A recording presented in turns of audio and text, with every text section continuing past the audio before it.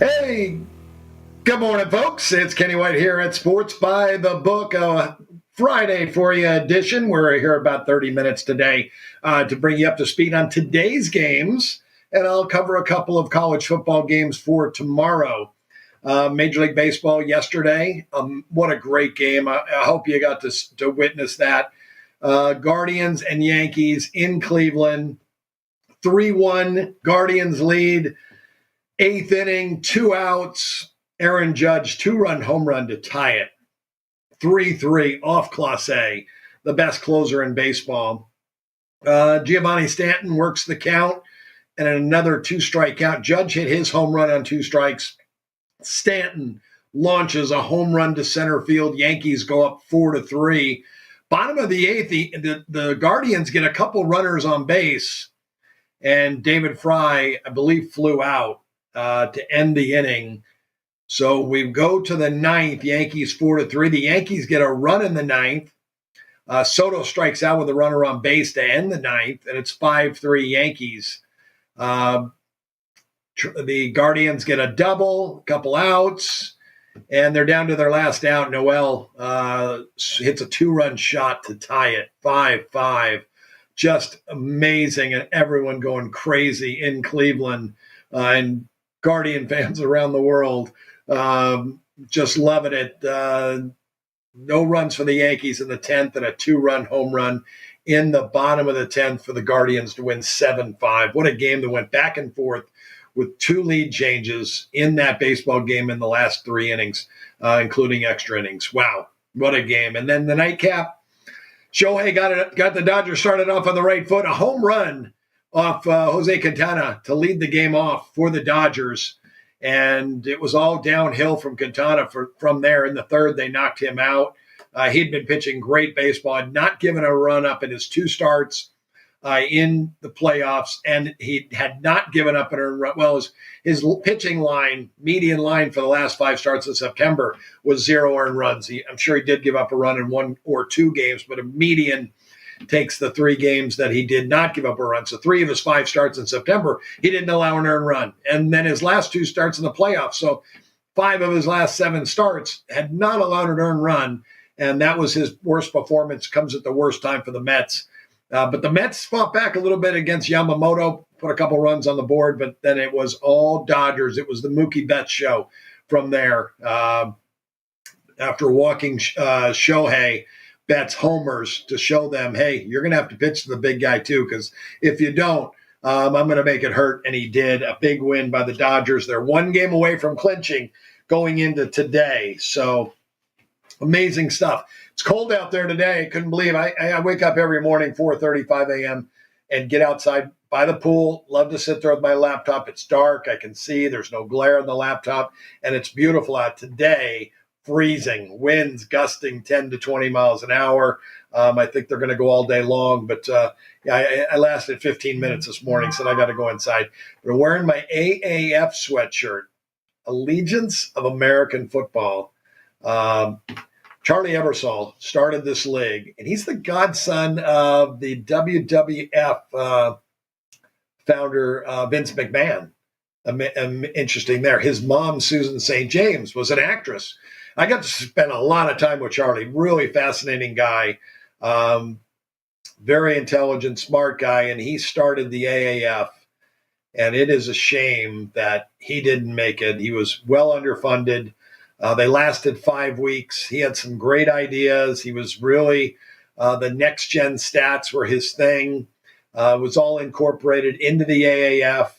And he invented the onside kick from the 28-yard line. He crunched all the numbers of the chances of recovering an onside kick, the starting field position of onside kick, recovered onside kicks, and then backed it out to a 4th down situation to get the exact 4th down situation that would equal an onside kick. And it was 4th and 12 from the 28-yard line.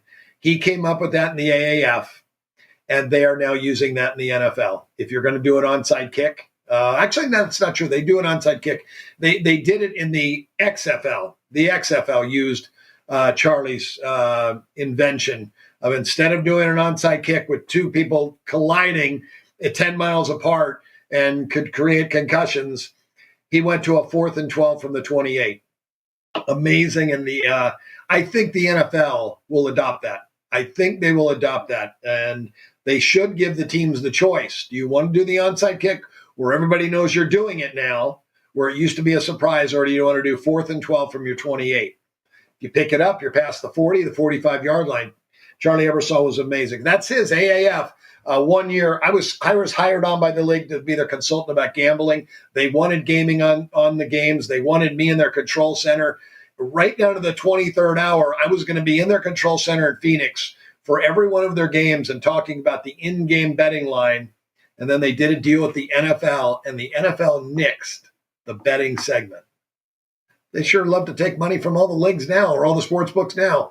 It's just amazing. But anyway, Charlie Ebersol, inventive guy, smart guy. It was fun to be around him for a while and listen to him and his business ideas. And man, he had great ideas. But again, somebody like that, you still have to be funded well to be able to put together a league like that. And it was amazing. I spent some time down in San Antonio. A lot of the bookmakers did, because he allowed me to bring down 6 or 7 bookmakers from the state to watch a preseason game and the odds of that game and how it was played. So everyone knew all of the rules of the game, and everybody in town put those numbers on the board. Was a lot of fun. It was a lot of fun to do. But let's get on to today's stuff. It's a Friday.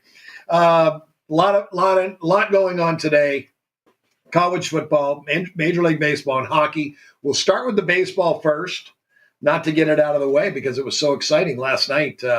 That Cleveland game with the Yankees, amazing. Let's start with the Dodgers Mets though today. They got to turn around, come back at 2 a.m. today. I bet yesterday's game under 4 runs, minus 20 in the first 5, and I also bet under 3.5 plus a nickel to even it out. So I basically went under 3.75 runs. But kind of not true, because if it fell 4, I would have pushed. But I lost both bets. Yankees put too many runs on the board. Can't give up runs. Today, Jack Flaherty versus David Peterson. Peterson, a lefty on the mound against Flaherty. Flaherty has been really good. He was a great pickup from the Tigers for the Dodgers midseason. South Point numbers, Chris and team opened up the Dodgers $1.30. It's down to $1.26. I made the Dodgers $1.65. That's all numbers. My adjustment is going to be they've 1 game to go. The win to close the series out is the toughest win to get, and the other team has their back to the wall. So I adjusted my number 25 cents. I have the Dodgers $1.40. Only a 14-cent edge there on the line at the South Point. I would lean to the Dodgers. It would be the team that I would bet if I had to make a bet, but I'm not. Money management. You don't have to bet them all. There's a ton of games. So I'm not betting this one. Lost it last night. I'm not going to try to get my money back on this game. Don't need to. There'll be better bets ahead. This is a tough game. 7.5's the total. South Point open 7.5 and got a little under money, 7.5 under 15 in that game tonight, and that's afternoon. 2:00 that starts Pacific, 2:08 and 5:08 Eastern. The nightcap, Yankees and Guardians. Here we go. Game 4, Yankees lead 2-1. That was such a must win for the Guardians yesterday. The line's at the South Point right now. This game opened $1.13, was bet up to $1.20, down to $1.16 now. The total 7.5 over 15 is 7.5 flat now. The run line, if you want to bet the Yankees at the South Point, minus a run and a half plus $1.40. My number on this game, now this is Luis Gil versus Gavin Williams. Luis Gil's a big reason the Yankees are even in the playoffs. He had a great year for this team. He was really their guy that they could lean on all year long. But he had a couple issues, injury issues in late September. He missed a little bit of time. He has not pitched since September 28th. That's the last time he has pitched. Being off that amount of time is tough. Now, I made him the favorite, $1.48, and I adjusted his rating down to an average major league pitcher because he's been off so long. Cleveland going with Gavin Williams. Gavin Williams hasn't pitched since September 22nd. Gavin Williams, former first-round draft pick, tons of potential, called up this year, did a very nice job for the Guardians all year long. And I think they got great pitching coaches, must, in the Guardians organization, because they just keep coming up with guy after guy after guy. And not just number one picks. Those guys are supposed to make it. They come up with guys that are 15th, 20th, 30th round picks that they're making into pitchers. And you see what they've got in their bullpen. Their bullpen's the best in baseball. But Williams being off 27 days now, oh my gosh. I know they pitch simulated games to try to stay in form, but these two managers should have brought these guys in relief somewhere for an inning, somewhere here or there. That would have been a big help. You don't want to be more than 10 days out from pitching in a game in front of a 60,000 seat crowd. Those simulated games, there's no crowds yelling, none of that. There's usually not an umpire. You're facing hitters with a catcher, and you got an L screen in front of you. That's a simulated game. You're not going the same as you are in a real game. So one or two of these guys do not have the command that they need. This game could get ugly. The temperatures are starting to drop in the East Coast, too. Last night I was happy to see that the wind was blowing in from center field at Citi Field, but it didn't help. Shohei goes deep, and Ventos went deep for the Mets in the first inning, and then Betts, goes deep later in the game. That happens. And today, though, it's going to be cold tonight in Cleveland. It's going to be really cold. I didn't check the temperature on that, but I got to believe it's probably going to be close to 40. When it is, I take a half run off. But when I have two below average pitchers that haven't pitched in such a long time, I usually add a run to my total. My total is 8. I'm going to add that run and make it 9. We've got to play there. Looking at this total right now, even at the South Point, 7.5.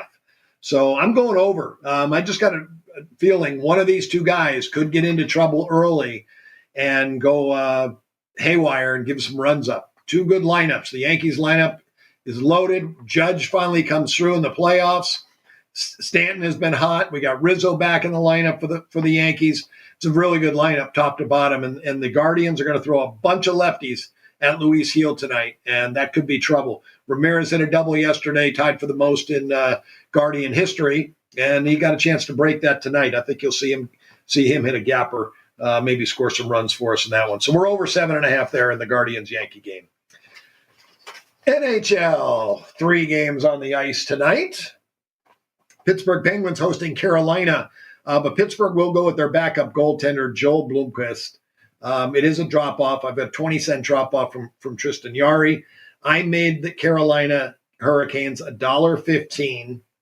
South Point opened $1.40 and has been bet up to $1.60. Somebody loves Carolina. Somebody wants to bet against Blomqvist, that's for sure. So the market is on Carolina. I'm passing.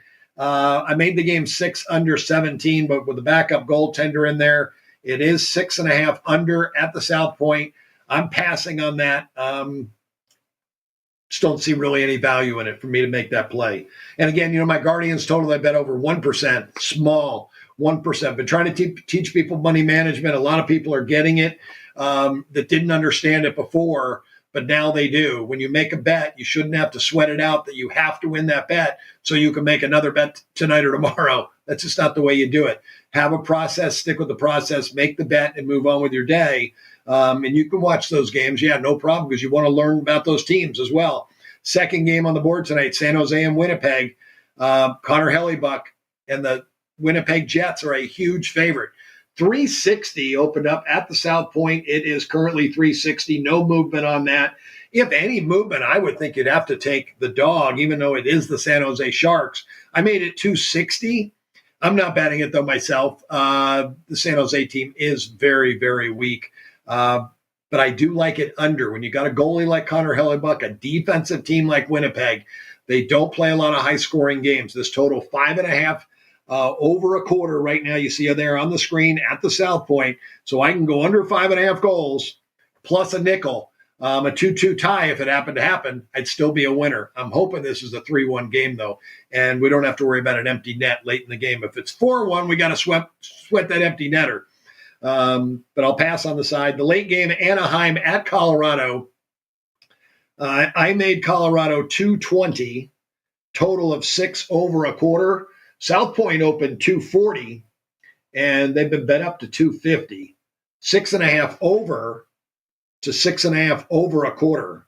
So a little money on the total to the over at the South Point. Again, I made it 6 over a quarter. I'm not interested in going under. I could really make this 6.5 under, and it's basically the same number. I don't have a huge edge there. Colorado's ready to break out. I know anytime soon they're going to put a 6 spot on the board. So I'll pass that. If you want to play a pizza money parlay, Colorado to the over might not be a bad little pizza money parlay. So that's all I got for you. Really the only play I have, Winnipeg under 5.5, and we get plus a nickel on that game. Connor Hellebuck in goal for Winnipeg tonight. So 1% play for me there. You have my baseball. You got my hockey. How about some college football for tonight, folks? Friday night, Oklahoma State at BYU. Big 12 game. Oklahoma State, I think, was considered one of the teams that was going to compete maybe for the Big 12 title. Mike Gundy, 19 years, had almost everybody coming back except his quarterback, but they bring in Alan Bowman, who was at Texas Tech, went to Michigan, and now transferred here as a 6-year senior. Bowman, a lot of experience, was a starter at Texas Tech. He can wing it around the field. Doesn't have the greatest of numbers this year. They need to improve. 59% completion, 7.7 yards a pass, not bad. 12 touchdowns, 8 INTs. He's got to get a better ratio than that. At least 3-1 he should be. But still good quarterback, very experienced. They love to throw the ball. They've been putting it in his hands. They do need to get back to the running game, I think, a little bit more. Ollie Gordon II, their running back, is a junior. He'll probably come out this year and go to the NFL unless this year continues to be as bad as it is. He is a big back, 6'2", 235, 240 in that frame. He might be 250 because he's a big guy, but he's got really good speed, had a tremendous year last year. And this is a solid offensive line to run behind. So not sure why they have struggled with the running game so much this year, the Cowpokes. They are 3-3 straight up. They've lost 3 in a row. All 3 Big 12 games. So 0-3 in the conference. They need a win. Mike Gundy, 19 years, as I mentioned, has a streak of 19 non-losing seasons and 19 bowl games. That's a big streak. At 3-3, they do have a soft schedule to end. Nothing major. So I think they're going to get there. But this would be a good stepping stone to that and get them a win, get them to 4-3. They've played the 9th most difficult schedule in the entire college football. 30th best offense, 35th overall. I have them 113.5 rating. Their performance ratings come out to a 111.5. They're 2 points underperforming. BYU, Kalani Sitake, they're 8 years, 61-41, 52-49 covering spread. So he's basically right where the bookmakers want. About 500. If you bet him every game, you're just a small loser. You lost a ham sandwich. But that's betting every single game. And nobody does that. I guess maybe some BYU fans do that. So he hasn't made his backers any money. On the other side, Mike Gundy has. Mike Gundy, coming into the year, was 135-99. 135-99. So that's after juice, 27 units up. If you're an Oklahoma State backer, that's over quite a bit of time. So Mike Gundy does know how to cover spreads. This year has not been as good, 2-4 ATS. BYU, 50% run, 52% that is, 78 the country, so they're well balanced. 29.7 seconds in between plays, 119. They're rather methodical on offense with Jake Retzlaff as the quarterback. Retzlaff, 60% completions. Alan Bowman was at 59.3, pretty much the same. Retzlaff, 8 yards per pass. Bowman, 7.7. The difference in the two quarterbacks, the touchdown to interception ratio, Retzlaff, 14 TDs, 5 interceptions. So he's got that 3-1 ratio. Not quite 3-1, but right there. So they're having a nice year for BYU. They're 6-0. They've reeled off 6 straight wins. They are bowl eligible. Normally, I would say it could be a letdown because teams have letdowns after their 6th win once they know they've become bowl eligible. We get the prize at the end of the year. That's one of the first goals for every single team is to get a bowl game. So you learn so much in the bowl game, that extra practice time, that extra game is so big for teams. Beat Southern Illinois. They win at SMU in a game they didn't score a touchdown. They win 18-15. At Wyoming, they win 34-14. Kansas State at home, they dominate 38-9. Won the turnover battle. They haven't lost the turnover battle once this year. They've won it 3 of the 6 games. 3 games they were even. One game they were even was at Baylor, where they won 34-28, a close one. But they do win the game. And then last week against Arizona, 41-19, but that score is really deceiving. BYU won the turnover battle by 3, plus 3 in the turnover battle. That was their weakest performance of the year for me in my performance rating. But their median performance rating for the year, 121. I have them power rated at a 114. So they've performed better. I have a half-point difference in talent in this game. I have 5 full points home field for BYU. I made the game 5.5. This game opened up. I know it opened up 7 at a place that opens up on Sunday, but let's check and see what we opened up here at the South Point. Friday night game, South Point opened 9 on BYU, was bet up to 9.5. I saw some 10s early in the week. I might even saw 10.5, and I didn't bet it, and I should have. I'm kicking myself now, but I'm going in with Oklahoma State. Plus the 9.5. I've got a coach that's historically been a great cover coach.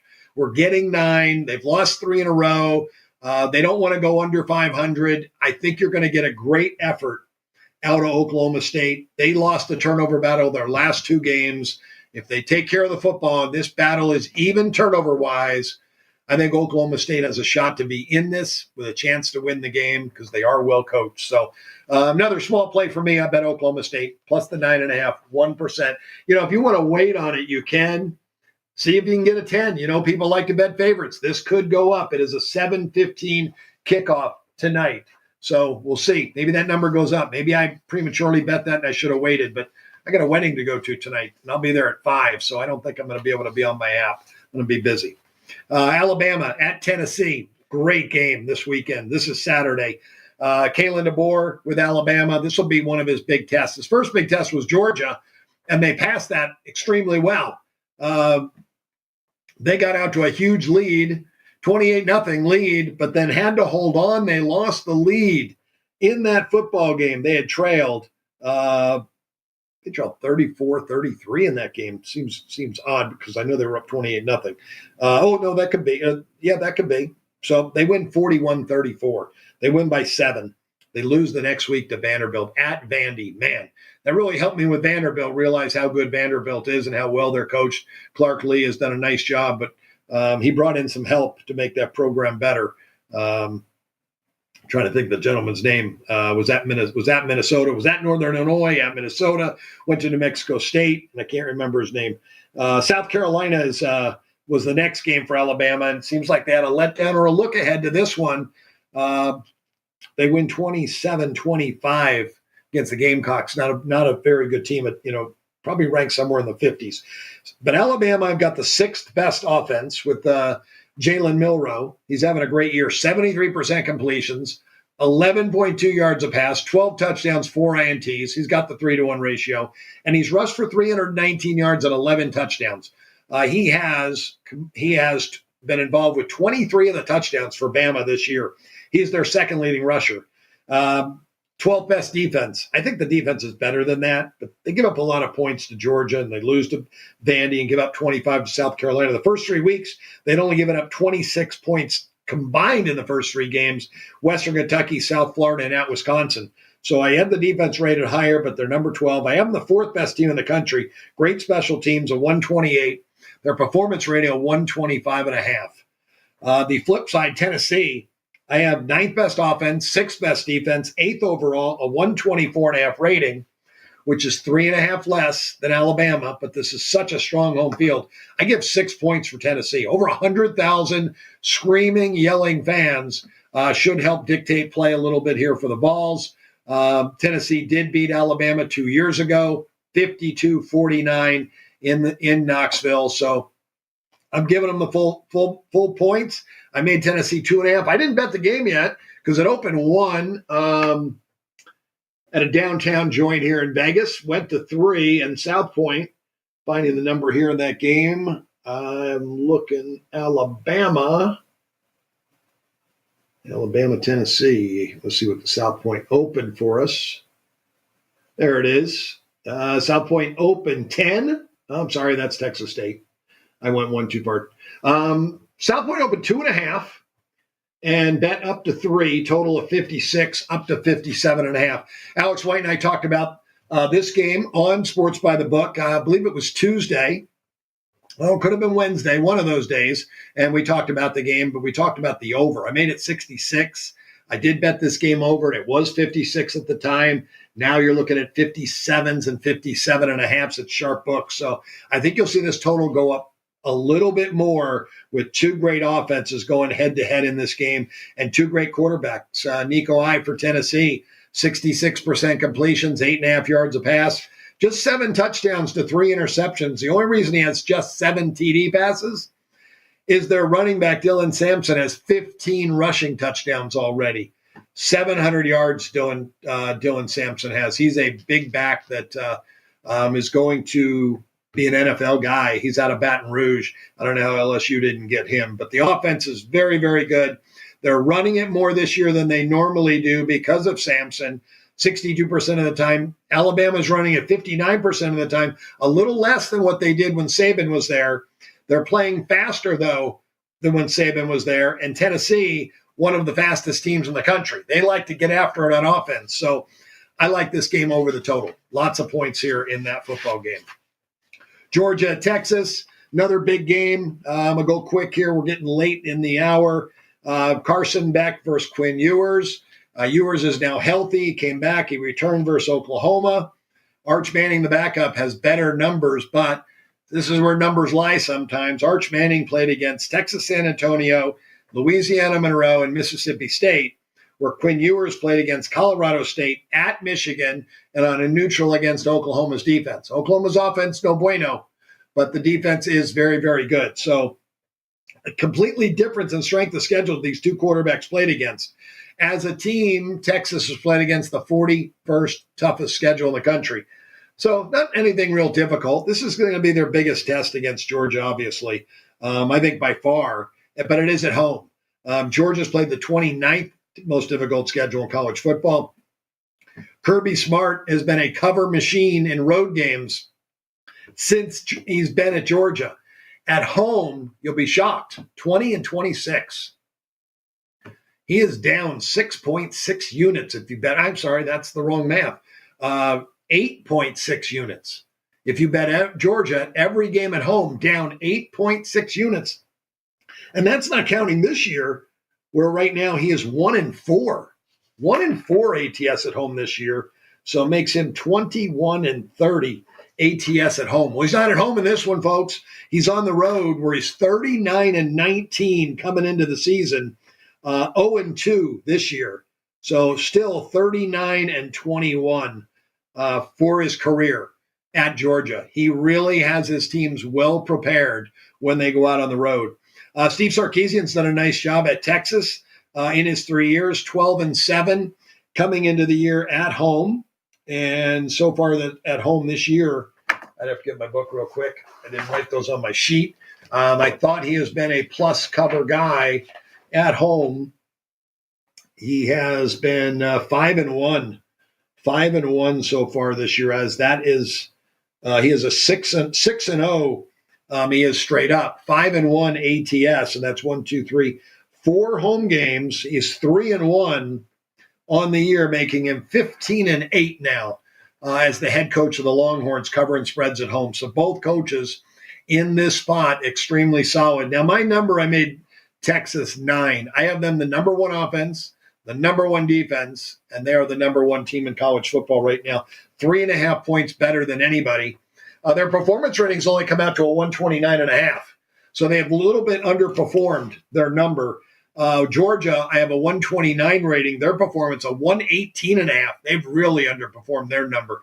I really feel confident that a 129 is a good rating for them, though. But a 3.5 point difference and a 5.5 point home field for the Longhorns makes this game 9 for me. You know, I don't like betting favorites, though, and I do shave 20% off mine, so that's 1.8. So my solid number on this game is Texas 7. I think that's the best number possible on this football game. And I know this game opened up. Alex and I were talking about this at the South Point at Sports by the Book. And she asked me, the number is 3.5 right now. Do you think it could go down to 3? And I looked at the market and I said, no, it's not going to, because I see 4s out. I think it could go up. My number was higher. I thought it would go up. I didn't bet it. This got out of hand. We went to breakfast right after the show, and I said to her, Alex, you're not going to believe it. Texas is 5.5 and 6 in some spots now. Went that high. There was money for Texas. I guess that's the power of the South Point and Sports by the Book. That's the power, Sports by the Book. We gave the information out, and then people bet it. This game, I think, is going to settle right around there. I think it's going to settle for 4.5 in that range. I think 4.5 is probably the right number. I'm not betting at the total. I like over. I talked about that early in the week. It was 56. It's up to 57.5 now at the South Point. They opened 55.5 and bet up to 57. So I'm over there for a small play. Go one more game for you. Off the radar. Always love these off the radar games. Those are the games I love to bet the most. Because everyone knows about Georgia and Texas and Alabama and Tennessee. Everybody knows all the news, all the gossip. But do you know about Florida Atlantic and Texas San Antonio? 2 off-the-wall teams. They are in the American Athletic Conference. I made Texas San Antonio 11 in this game. They opened for another game I had talked about on Sports by the Book about laying the 4 with Texas San Antonio, but that's no longer. South Point opened 3, and they are up to 6.5. So this is a big game for South Point. They're going to need Florida Atlantic, but again, you never know, because money could come back and the limits get higher. The money could come back on Florida Atlantic because their quarterback, Cam Fancher, was questionable, and that was the reason, I think, for the line move being bet up, that if Fancher didn't play, there's a big difference to his backup. So you got to get that information if he plays. I think you'll see this number come back down a little bit, but don't let that scare you off. I think Texas San Antonio is the right side. They are right now just 2-4 on the season and 1-5 ATS. But I have them a far better football team. I've got them ranked 77th in the country. Florida Atlantic, Tom Herman's the head coach. Every time I go to my page and I see his name, I go, wow, I forget he's there. He was a great underdog coach at Houston, and he went 22-4 straight up, and he was outstanding, as I said, as an underdog coach. He had like 11-1 record or something like that as an underdog, KTS. So he got to Texas, 4 years at Texas. He went 32-18 and was fired from that job, and now here he is at Florida Atlantic. He went 4-8 last year. He is 2-4 this year. But 3-3 covering spreads. Last year he was 5-7 covering spreads. So he's 8-10 now ATS since he's been at Florida Atlantic.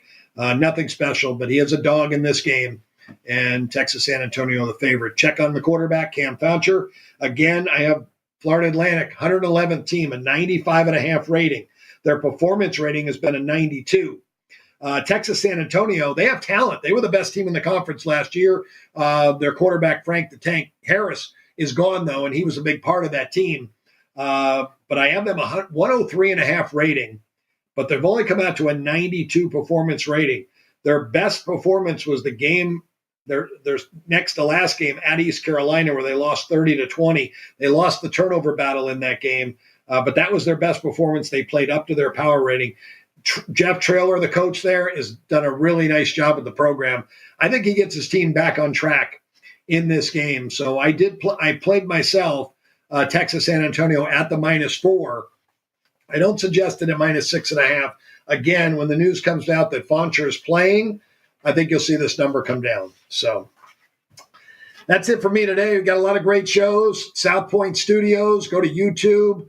Gone Racing every Thursdays. You've got Punchlines at noon with Frank Nicotero, and he's got great guests in the staff. Alex White is always on there a couple days a week, my daughter. And then Football Frenzy in the afternoon. And we have 2 hours today. Chris, Vinny, and Jimmy, along with Jeff Parles. Jeff Parles and Alex White will set you up for the weekend, Saturday morning, 8 a.m.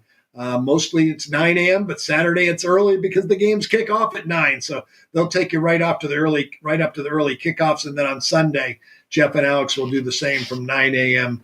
to noon. Also, Ralph Sirocco, his horse racing show is the best. He's got great guests, and they've got great value for the horse players. So check Ralph's show out as well if you like the ponies. So that's it for me today. You guys have a wonderful Friday, and I'll see you back on Sports by the Book on Monday. Have a great weekend, folks.